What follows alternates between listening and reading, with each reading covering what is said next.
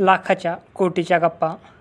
इंजिनमध्ये बिघाड झाल्यामुळे नागपूर दादर एक्सप्रेस इगतपुरी स्टेशनवर 3 तास थांबून राहिली. गाडीतले प्रवासी कंटाळून प्लॅटफॉर्मवर एरझारा घालू लागले. कुणी बुकस्टॉलवरचे वर्तमानपत्र घेऊन वाचून जागेवर आडवे झाले. 2 प्रवासी मात्र एका दगडी बाकावर जाऊन बसले आणि त्यांच्या गप्पा सुरू झाल्या. सुमारे 1 तासभर गप्पा मारल्यानंतर ते दोघेही कंटाळले. त्यांनी चहा मागवला. चहा घेतला तर त्यांच्या गप्पा पुन्हा रंगल्या. ते एवढ्या मोठ्याने हसत आणि बोलत होते की त्यांचा शब्द दूरवर ऐकू जात होता. त्या 2 प्रवाशांमध्ये एक म्हातारा होता आणि दुसरा तरुण. म्हातारा त्या तरुणाला म्हणाला, "राजा, तुझं इंग्लंडला जाणं पक्कं झालं ना?" "असं काय काका मला विचारता? मी पासपोर्ट मिळवला, व्हिसा काढला, नवीन कपडे टेलरने परवाच शिवून दिले, 4 सूट आणि इतर नेहमीचे कपडे घेतले आहेत. तुम्ही दिलेलं घड्याळ तर मी आताच वापरायला काढलं आहे." "राजा, ते घड्याळ भारी किमतीचं आहे. 10,000 मोजलेत. पीटर्सबर्गला ते घड्याळ खास तुझ्यासाठी घेतलं होतं. विमान प्रवासासाठी तुला 50,000 रुपये पुरतील ना?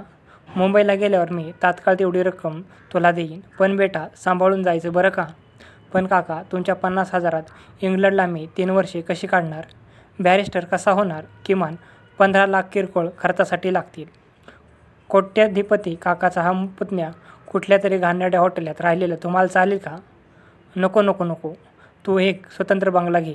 तुझ्या अभ्यासाला निवांत जागा हवी. त्यासाठी काका वर्षाला किमान 15 लाख, याप्रमाणे 3 वर्षासाठी 45 लाख लागतील.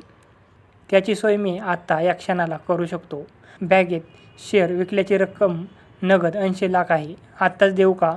"नको, गाडीत बसल्यावर द्या." "पण काका, एक मोटरही मला लागेल. रोज मला कॉलेजात गाडीनंच जावं लागेल, नाही का? मी चालत कसा जाणार? 20 लाख तरी त्यासाठी लागतील."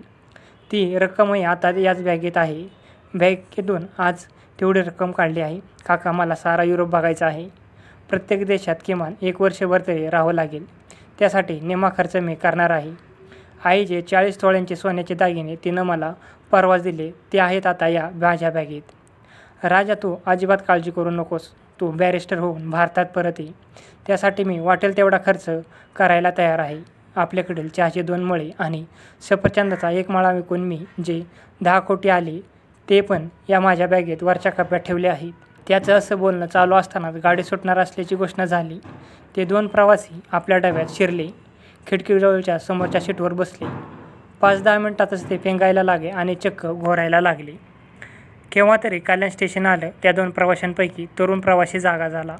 त्याने आपल्या सीटखाली आपली बॅग आहे की नाही हे पाहिले. बापरे, त्याची बॅग तिथं नव्हती. त्यानं त्या म्हाताऱ्या प्रवाशाला उठवलं. "ए, माझी बॅग कोणीतरी पळवली. तुझी पण दिसत नाही." म्हातारा प्रवासी पण दचकून जागा झाला. आता काय करायचं? दोघंही किंचाळले. समोरच्या बाकडावर बसलेला एका म्हातारा प्रवासी त्यांना म्हणाला, "तुमच्यासारख्या लखपती माणसांनी असं 3 टायरमधून प्रवास करणं योग्य नाही. इगतपुरी स्टेशनवर तुम्ही गप्पा मारताना तुमच्या बॅगमधून किती रक्कम आहे हे उघड मोठ्यानं बोलत होता. ते कुणीतरी भामट्यानं ऐकलं असणार. त्यानंच तुमच्या बॅगा पळवल्या. आता बसा हरी करत. तुमची जाम नुकसान झाली आहे. कल्याण रेल्वे पोलिसांकडं तुमच्या बॅगेची चोरी झाल्याची तक्रार तरी आता करा. बॅगा अजून सापडतील. आता तुमच्याकडे मुंबईला जाईपर्यंत खर्चासाठी तरी पैसे आहेत ना, की मी देऊ?" "नको नको, पैशाची गरज नाही. माझ्याकडे 3-4 रुपये आहेत. त्यात आमचा चहाचा खर्च भागेल." तो तरुण प्रवासी म्हणाला. "पण आपल्या बॅगा गेल्यामुळे आता आपली फारच पंचाईत होणार. त्यात माझ्या मिशा होता. आता शिवाजी मंदिरात गेल्या मला नव्या मिशा घ्याव्या लागतील. म्हणजे मला पुन्हा 10 रुपये दंड बसणार." तो म्हातारा प्रवासी म्हणाला. "म्हणजे तुम्ही आहात तरी कोण? तुम्हाला नव्या मिशा कशाला लागतात? कोट्यावधींच्या रकमा असलेल्या बॅगा चोरीला गेल्या तरी तुम्ही इतके शांत कसे?" समोरच्या बाकडावरचा प्रवासी बोलला. तो म्हातारा आणि तरुण प्रवासी मोठमोठ्याने हसले. तरुण प्रवासी म्हणाला, "अहो, आम्ही नाटकवाले. मी राजा गोसावी आणि हे शरद तळवलकर. आमच्या बॅगांमध्ये आमचं फक्त मेकअपचं सामान होतं. बाकी काही नव्हतं." "मग इगतपुरी स्टेशनवरच्या तुमच्या लाखाच्या कोटीच्या गप्पा काय? ते तुम्ही खरंच मानलत की काय?" "अहो, आम्ही केवळ वेळ घालवण्यासाठी आमच्या नव्या नाटकाची रिहर्सल करत होतो."